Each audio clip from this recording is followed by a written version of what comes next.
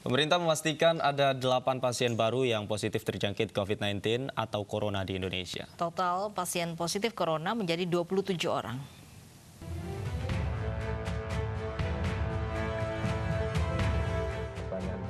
Pemerintah memastikan ada 8 pasien baru yang positif terinfeksi virus corona atau COVID-19 di Indonesia. 8 pasien baru mencakup 6 warga negara Indonesia dan 2 warga negara asing dengan rentang usia 33 hingga 73 tahun. Pasien positif corona di klaster 1 yang ditularkan oleh WNA Jepang di Jakarta bertambah 2 orang.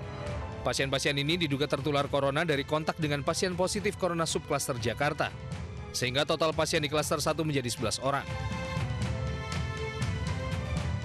Sementara di klaster 2 yang digolongkan imported case atau penularan dari luar negeri bertambah 5 pasien.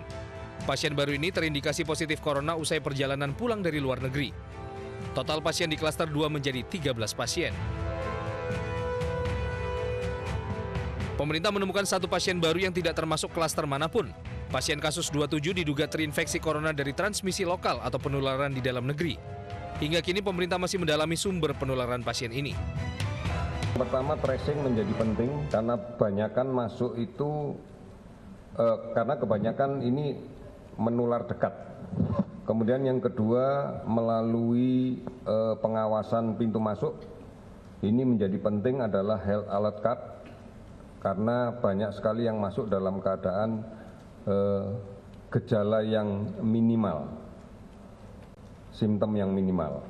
Meskipun pada satu sisi yang tidak terlalu mengkhawatirkan adalah secara umum kondisi fisik dari kasus-kasus yang terkonfirmasi positif ini dalam keadaan sakit ringan sedang.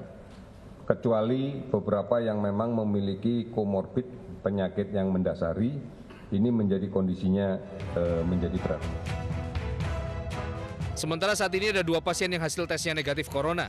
Mereka adalah pasien kasus 06 yang merupakan klaster 3 dari kapal pesiar Diamond Princess, serta pasien kasus 14 yang masuk klaster penularan luar negeri. Meski demikian, keduanya masih harus menunggu hasil tes kedua. Jika hasilnya kembali negatif, kedua pasien diizinkan pulang, namun harus mengurung diri atau menahan diri tidak kontak dengan siapapun untuk sementara selama 2 pekan. Tim Liputan 9 News melaporkan.